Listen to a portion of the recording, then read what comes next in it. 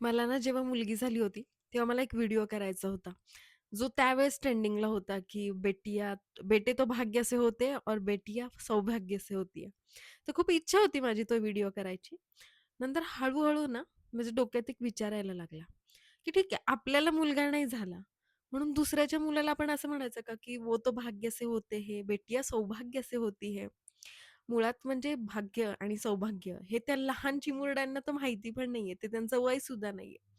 तर मला असं वाटतं, की माझं नशीब की मला बाळ झालं.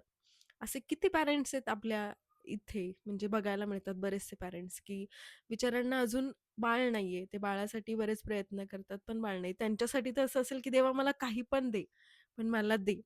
ते बाळाचं रडणं ऐकण्यासाठी त्यांचे कान किती तरसले असतील.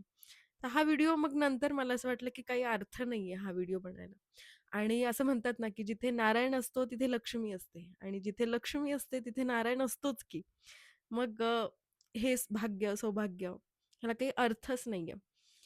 आणि माझ्या हातात तर फक्त आता एवढंच आहे, की त्यांना चांगले संस्कार द्यायचे बस. आणि मग मी हेच ठरवलं, की बस आपल्या हातात जे आहे ते करूया आनंदाने. तुम्हाला काय वाटतं मला नक्की कमेंट करून सांगा. चला बाय बाय.